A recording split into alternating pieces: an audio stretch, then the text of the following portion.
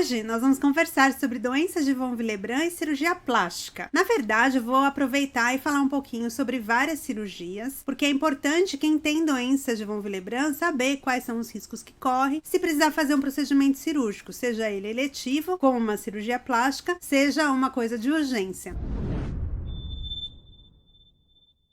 Eu sou a doutora Fernanda e vamos direto pro vídeo. Esse vídeo veio por conta de uma sugestão da Tata Coelho, que falou assim: doutora, poderia falar sobre a doença de von Willebrand e cirurgia plástica? Diagnóstico, tratamento e pós-operatório. E ela não encontrou nada a respeito. E nunca teve sangramento antes, mesmo que já tá com mais de 40 anos. O que acontece? Quando a gente tem muitos hematomas pelo corpo, uma das possibilidades é que você tenha a doença de von Willebrand. E às vezes a gente faz o diagnóstico bem tardio. Por quê? Porque a mulher ela tem um fluxo menstrual intenso e não presta atenção, tipo, a família toda tem, e aí o normal é 7 dias, e aí ninguém fica preocupado, porque ninguém teve que fazer um procedimento cirúrgico, que é onde a gente vai ter o grande estresse para saber se sangra ou não sangra, um procedimento cirúrgico grande. Às vezes tem lá um parto, alguma coisa que também pode sangrar, enfim, aí por isso que as pacientes acabam demorando para fazer o diagnóstico. É uma doença que só dá em mulher? Não, ela pode dar em mulheres e homens, mas a gente acaba vendo mais em mulheres, porque na maioria das vezes a gente vai ter essa deficiência do fator 8 e do fator de von Willebrand, mas pode não ter a deficiência do fator 8. Isso é hereditário, então normalmente um dos pais vai ter essa alteração, maior tendência a sangramento, pode estar relacionado aí com os hematomas, um fluxo menstrual intenso ou com algum sangramento anormal em cirurgia. Então como que esse paciente vai chegar para mim? Ele pode fazer um exame pré-operatório e esse exame mostrar que tem aí um TTPA prolongado, que é um tempo de tromboplastina parcial aumentado. Eu tenho vídeo aqui no canal, vou deixar aqui na descrição e nos cards pra gente poder,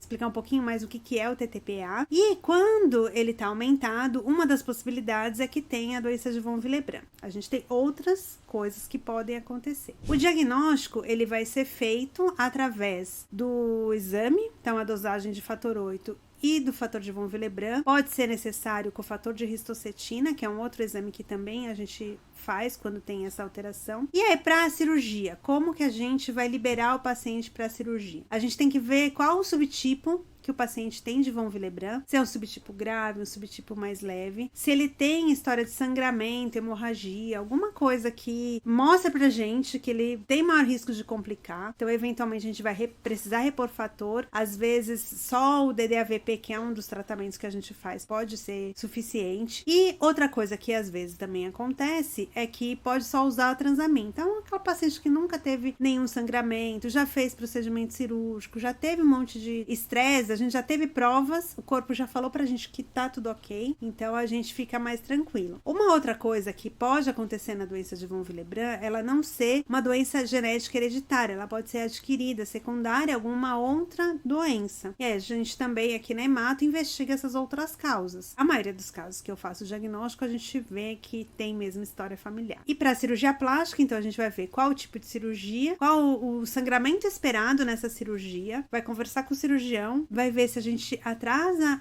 o início do Clexane, pensando em minimizar o risco do sangramento e aí minimizar o efeito adverso da própria cirurgia, né? Porque é uma cirurgia eletiva que é para ficar bonita. Se a gente faz um monte de hematoma, aí realmente não vai ficar tão legal. Bom, acho que sobre cirurgia plástica e doenças de von Willebrand, eram esses os pontos principais. Nas cirurgias de urgência, a gente precisa sempre lembrar que cirurgia de urgência, normalmente acidente, apendicite, coisas agudas que acontecem. O que eu costumo falar para os pacientes é que a gente deixa uma cartinha com uma orientação de pelo menos fazer um transamin antes da cirurgia e manter depois, atrasar o Clexane sempre que possível, manter meia elástica para não aumentar o risco de sangramento, e se for o caso, a gente usa o fator e aí o paciente ele vai ser cadastrado num centro de hemofilia para ter acesso a esse fator. Às vezes, sei lá, tem um AVC e precisa operar a cabeça, isso não dá para fazer sem o fator. É uma doença que tem que ter um hematologista para chamar de seu e que tem que ter acesso a esse hematologista para poder definir o que vai fazer em cada uma das situações.